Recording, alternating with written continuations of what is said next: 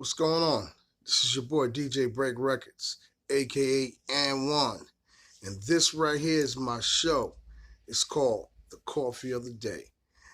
This is a show where I give a segment about things that's going on in life, relationship, the music industry, what's going on in your hood. You understand what's going on in the streets, what's going on in the clubs, what's going on, period, amongst us that are out here trying to get money and live life the right way. Those who are about building families, those who are about, you know, worshiping God, fearing God, those who are about living life a certain way where they can make it and establish the family, the home. So I appreciate all y'all rocking with me. This is my first episode. I'm comfortable right now, laid back, you know what I'm saying? In the shade, chilling out, drinking on some coffee. It's early in the morning. I'm feeling real fresh. I got on my jewel house. You know what I'm saying? Got that Boosie look on me right now. You know what I'm saying? Rocking the new fresh fitted Reeboks. My drip is looking real good. I got my BR chain on. Break Records, this is what I rock. You know what I'm saying? It's the brand. It's Party Pack DJs. And I want to welcome y'all to my little podcast. I got a radio show that I do called The Breakdown Radio Show every Wednesday on my Facebook page. You got to type in Nigel Smith. Then in parentheses, you'll see DJ Break Records. And the show is called The Breakdown Radio Show. I currently have the number one platform in the Carolinas for independent artists and entrepreneurs. And I'm also the music director for Fuego Radio.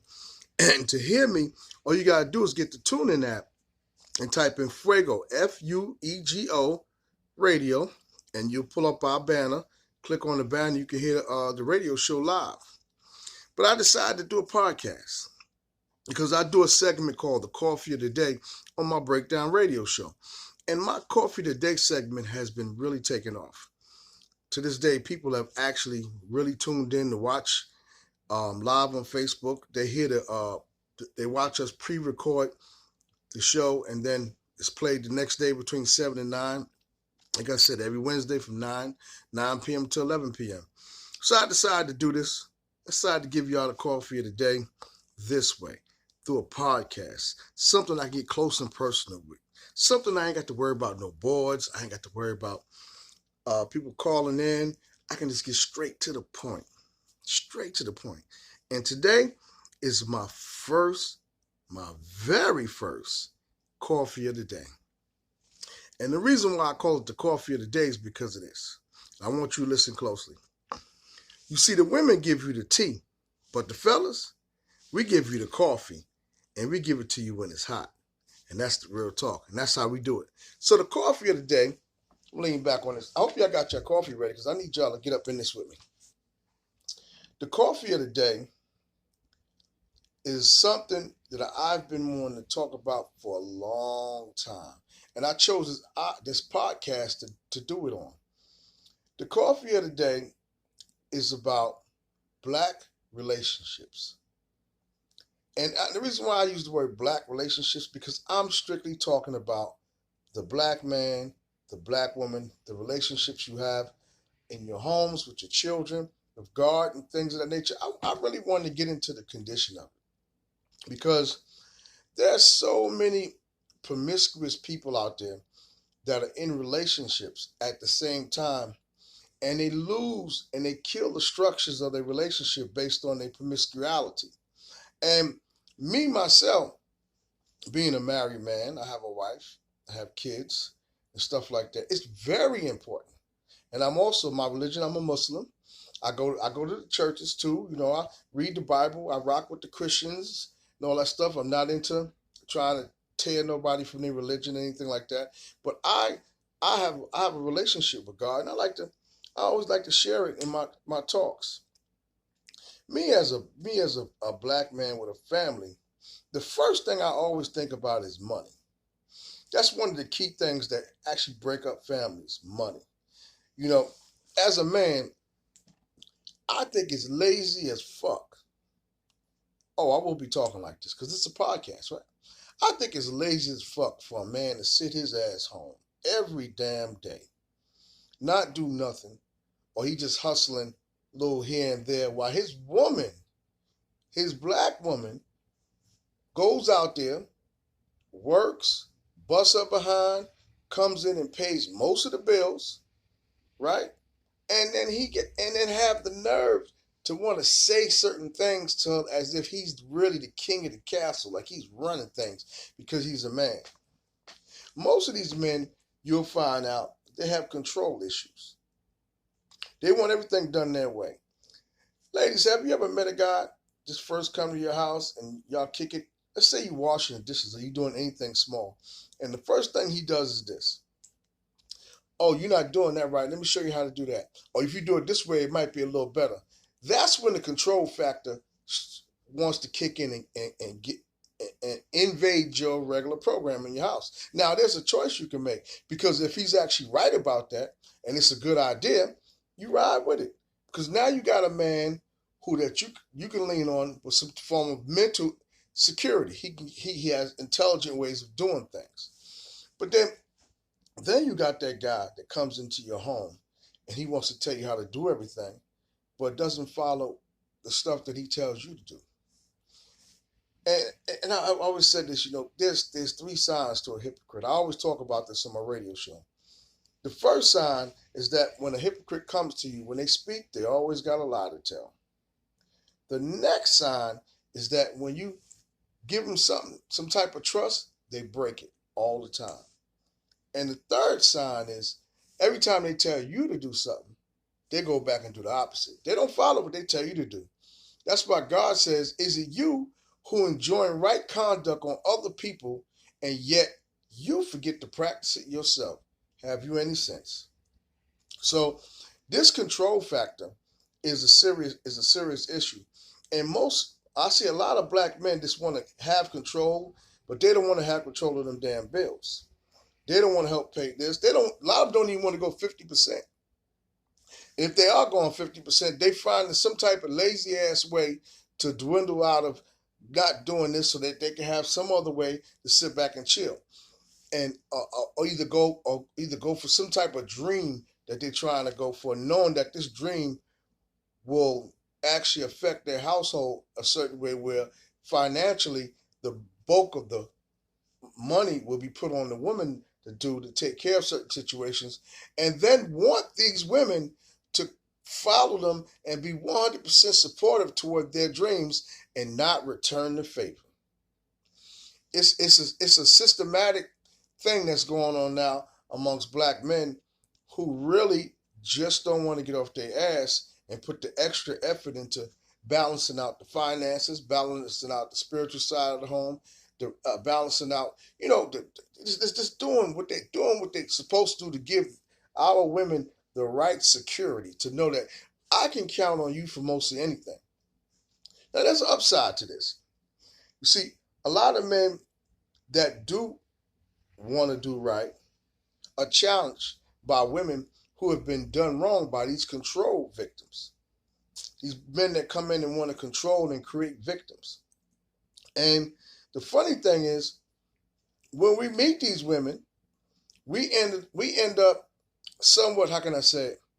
We end up somewhat doing so much work just to prove ourselves to them that through the long run of the relationship, the relationship end up either becomes destroyed, deteriorated, weakened, or it's a lot of mistrust. It's a lot of arguments in between, because these women have been damaged by these controlling men that don't want to do shit but minimal things to help the relationship work.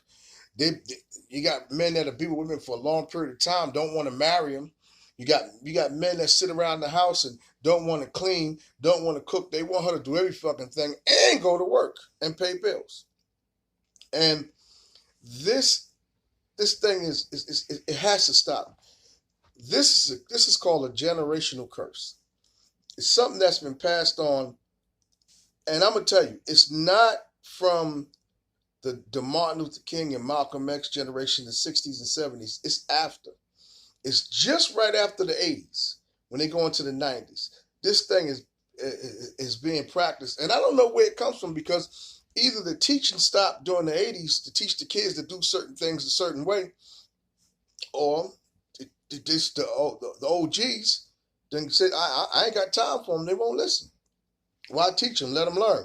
And that let them learn philosophy creates these men without the right mental agendas when it comes to dealing with their black sisters. Now, I'm going to tell you something. I am no way, shape, form, and fashion a racist. I'm going to tell you what racism is.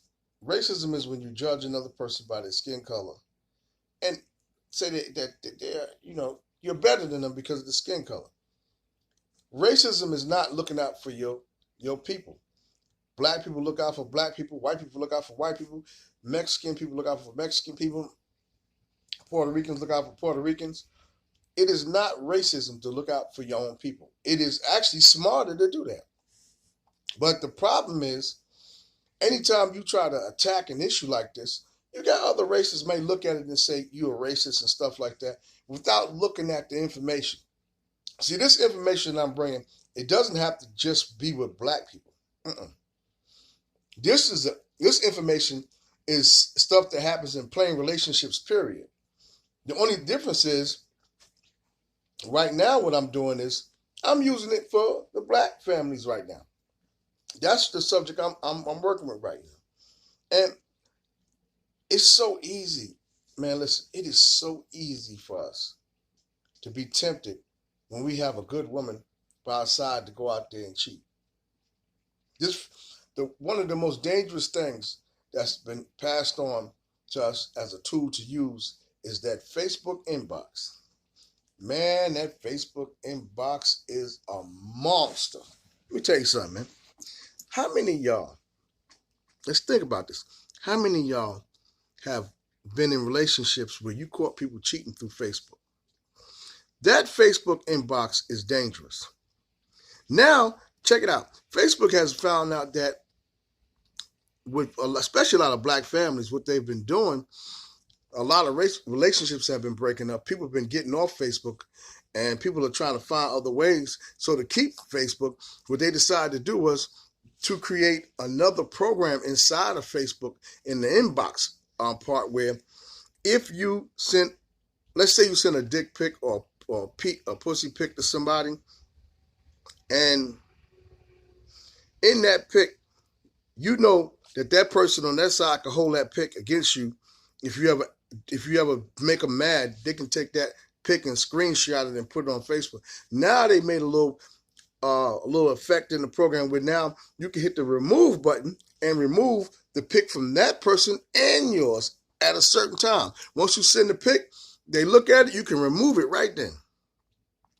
Because they realized what it was doing. Man, that Facebook inbox is vicious. People nowadays don't even ask for telephone numbers. They're actually for your Facebook page because they know they can go on the inbox and kick it with each other and stuff like that. So you have to be mindful and guard yourself against certain things, man. Because let me tell you something about the devil. The devil is real. God says, seek refuge in the God of mankind, the King of mankind, and the Lord of mankind. From what? What are we seeking refuge in God from? From the evil whispers of the devil, that when he whispers into the hearts of mankind, he disappears after his whispers and leaves you in a state of sin. He puts what is called the power of suggestion over you. Talks in your ear, in your mind, your subconscious, have you thinking certain things. After he got you, you go do it. And then he disappears because he got one on you. Right? And we have to start seeking refuge in God from this and try to protect ourselves from it, especially when it comes to having a family.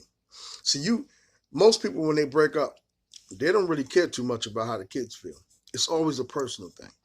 It's what you did to me. What you did to me, what you did to me, me, I. It's never us, the kids, anything like that. It's me, I. And if you sit back and look at the whole situation, the first thing that'll come to your mind is, yo, man, let's be real. The kids get affected so bad to the point that there's mothers that are telling the fathers they can't see their kids, but they want money. And there's fathers that are telling the mothers, because you won't get back with me and get me keep having sex and keep having that with you, I'm not doing nothing for the kids. And then there's mothers that's disappearing with their children, not letting the fathers know where they live, not knowing where their kids at. Oh, let's meet at a secret place and I'll let you get the kid. But no, no, no, no, no. You can't have this kid to spend the night. I don't trust you, and you're not going to know where I live at. All these weird, whacked out, topsy-turvy, unbalanced situations revolving around the children when it comes to families breaking up. Some of this happened from cheating. Some of this happened from not having enough money, physical violence, all this stuff. But when it all boils down to it, guess who sits directly in the middle of it? That old stinking devil.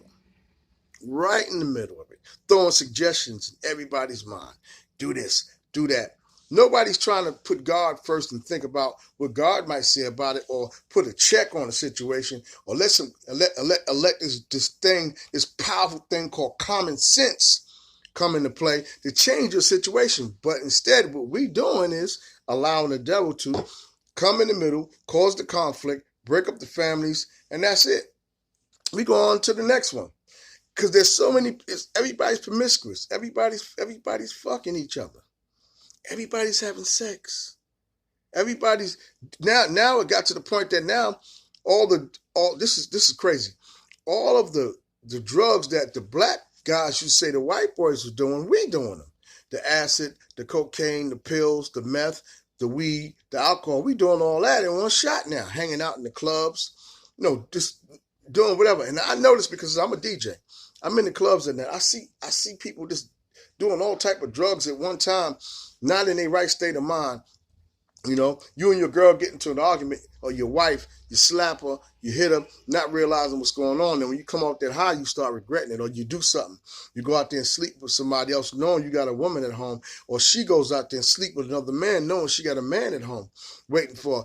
And all y'all did was go out there just to have a good time. But the devil gets involved. He is the structure. He is the reason why you are failing at keeping your relationships. Not too many people have a balance. Let me tell you something. I sat back and I look at a lot of podcasts, because before I decided I wanted to do a podcast, I wanted to make sure mine was original. I just didn't want to get involved with just telling people things, and giving people advice like I do on my show. I got about almost 600,000 listeners, and we turn them to viewers. And I just don't want to go on saying certain things just to be what's the word for it? Redundant, because the next person then did the same thing. But the one thing I notice that I don't see too much in these podcasts is this. Nobody's really breaking in detail how the devil is doing this to give you a defense mechanism against it. Let me tell you a quick story real fast. When God created Adam, I want you to listen to this now. Pay close attention. When God created Adam, right, he told the angels to go to all four corners of the earth. Now, this is recorded in the Bible and in the Quran. He told the angels to go through the earth and gather mud that gives forth sound. He showed them how to shape the body, and he told them, I'm about to create something. And the angel said, are you going to create something that sheds blood and it may cause mischief on the earth? God said, surely I know what you know not. So God, right after that, blew his soul into Adam, brought him to life. The angel seen the miracle and the power and the might that God did from his creation. And he told him this creation will be the vicegerents, the rulers of the earth, the rulers of the world. And so he told the angels he wanted them to bow before this creation. The angels were created without the free will like humans, so they automatically listen. So they went to bow. There was one entity that was amongst these angels that God created from smokeless, from fire that doesn't give forth smoke, and that was the devil. That was Satan. That was Shaitan. That was Iblis. Whatever you want to call this guy, that's who he was. And he was getting ready to bow. And then he picked his head up and said, whoa, wait a minute. What am I doing? Because God gave him free will. He embedded that in his creation. And he said, my Lord, because God is his Lord. He created him. He said, you want me to bow to something that you created from mud, dirt? And you created me from smoke with fire that doesn't give forth smoke. I'm better than that. Why would I do that? God said, okay, get ye down from out of this graceful place. That's when he kicked them out. And he said, you shall dwell in a place called hell that's created for entities like you and anybody else that wants to follow your way, anything like that. So he said, you know what? He said, my Lord, I just want to prove to you that this creation that you made from dirt and mud is not worthy of your grace and your mercy, or just worthy of you, period. He said, okay. He said, how you going to prove it? He said, well, grant me respite over these human beings. Grant me respite over the human beings. So he said, okay, cool, because respite meant the power of suggestion. God said, okay, I agree, I'll give you that. You'll have that power. But those who sincerely follow me, you shall not touch. Those who follow you and listen to you shall be one of the dwellers of the hellfires, and they should be, and he said, they will be fuel for the fire. He said, hell burns with the fuel of men and women and rocks and stones. He said, they will be the fuel to keep that fire going. And so ever since that happened, on began the game of listening to God, listening to the devil, the choices you make, the free will that he gave us to make decisions. And the devil is really combating society. He's really like, he has his hands and his neck. How y'all say it? Got the foot on the neck, of all the stuff that's going on around us, from the music being played, from the nightlife, from the relationships, even in the churches, even in a lot of the mosques, a lot of religious places mainly, because oh man, a lot of people don't turn on religious places to mainly businesses. They more into getting money than religion now. And you know, if you watch that Greenleaf series on Netflix, the Greenleaf series, it's a great example of how they breaking down what these mega churches is doing. It's about money. Now, if this is true, how can we combat this? Just tell me, how can we combat this problem? It's simple. Check it out. To combat this problem, you have to go back to the basics. You have to look at what God said. How we were the vicegerents of this planet. How we were the ones that had the power to make the changes. And you have to understand what free will is and how to use the free will the right way. And I'm not saying we're going to be perfect. We're going to make mistakes. It's not, we're going to get caught out there sometime. But you got to keep fighting on every day, because we weren't created perfect. We were created imperfect in our perfectness. God said he doesn't judge us by the mistakes we make. He don't judge us by that. He judges us by the intention in our heart. What we intend to do, the unseen thing to the naked eye. He can see this. He judges us by that. So if our intention is to have a good family, is to raise our children, and especially in with black families, then we need to find ways to dodge and prevent ourselves and wake up and understand when the devil is interceding in our situations and try to combat it, get away from it, change it right then. Or at least if we make the mistake, we understand why, so that we can have room for forgiveness, so that we can work things up and keep going. That's how old people back in the days kept their marriages going for a long time. They had a system called eating crow. And a lot of times, if you look at how the system of eating crow was developed, it was developed with understanding the fact of what the devil will do in your situations versus you repenting and going back to listening to what God says to straighten that situation out that the devil had infected. So, to be honest, it's simple. Understand. You're in a fight. You're in a fight. You right in between the war, between God and the devil.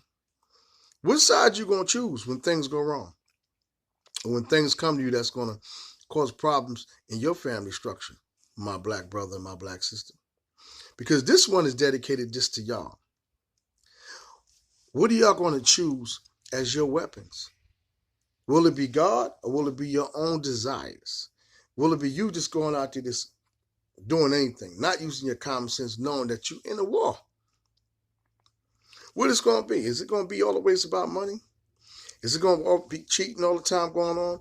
Will we have some type of loyalty? And if you're in a relationship and the sex ain't right and all this other stuff, are we going to start talking to our partners and saying, listen, this is what I like to be done with me in sex? I mean, that's why I'm looking out doing it, because I want you to do this and you won't do it.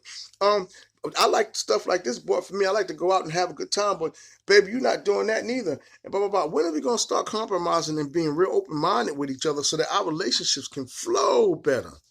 And understand that the devil's going to intercede to make sure that flow better feeling is destroyed, that it's interrupted, it's infected. You know what I'm saying? That there's a monkey wrench put involved in there, and that we need to sit back as mature thinking individuals and take care of situations. When I say mature thinking, I got a saying I use. I'm a thinker, not a drinker. If you're always getting high, if you're always drinking constantly, if you wake up to it, that's a big problem. It's no way. The devil has you locked and sinker. Your mind is diluted. Your mind is befogged the whole nine. And God says, do not come to him in prayer with a befogged mind. Your mind is jammed up. It's no way you can kind of work out and wiggle and fix a quick situation or think fast to catch you, because the devil will have you if you're constantly destroying your mind with any type of intoxicants. And your diets are bad, those other stuff. But that's a different subject. What I want to talk about is, what are we going to do to combat this? How are we going to save the family structure, the black family structure? Oh, let's say the family structure. How can we do this? Understanding that we're in a war between God and the devil. And sides are being won. Either you go there or you go there. Stop practicing religion, telling people you can sin and, Jesus died for our sins and that's it, you're sin free. Go ahead and do what the hell you want to do. No. Even Jesus said, oh my Father in heaven, forgive me. He's asking for forgiveness. He told you to continue to ask for forgiveness. So you will sin and you will be judged for your sin, and sins will be counted on. Don't let nobody teach you that stuff like that, because when it boils down to it, you'll be walking around thinking you sin free and doing whatever. And that's when the devil will win right there too. It's all understanding, intelligence, learning, get involved with what you're doing. I gotta admit, I got a degree. You know what I'm saying? I got a little degree when it comes down to theology and stuff like that. But when it boiled down to it, I look at life like this. We're in a war between God and the devil. It's simple. Which side are you going to choose? What's important to you? Look at your wife. Look at your husband. Remember the first day y'all met. Was she or he that person that you call him right now? Or was they somebody different? Whenever y'all getting upset, try to work the situations out. Look at the pureness that y'all had at the beginning. The thing that made y'all come together. And use it to keep yourselves together. Now, I'm going to tell y'all this. This is just my advice. Follow it. We're in a war between God and the devil. What side you going to choose, families? I ain't going to talk too long. I know you got to get that money. I just want to drop this little message on y'all. Check me out on Facebook. This is your boy DJ Break Records, a.k.a. N1. Nigel Smith is the name of the page. The show is called The Breakdown Radio Show. And check me out on Facebook. I need you to hit that like button and subscribe button so I can keep this thing going. You understand what I'm saying? I need you to share. Copy the link and share it. And tell other people, hit that like button and subscribe, because this is all real stuff. Every time I do a segment, I'm not going to give you no BS. I'm not going to play with you. I'm getting directly. I'm doing things that I've seen podcasters not do. I'm going to show you the difference between the way I give advice and anybody else. So don't forget, hit that like button, hit the share button, and subscribe. This is your boy DJ Break Records. And I want to tell you, this was the coffee of the day. You know why? Because the women give you the tea. But the fellas, we give you the coffee. And we give it to you when it's hot. I appreciate y'all getting on my live, rocking out with me on my YouTube channel, like button, share, request, subscribe. I love y'all. I'm out. DJ Break Records, baby. We good. Appreciate you. God bless.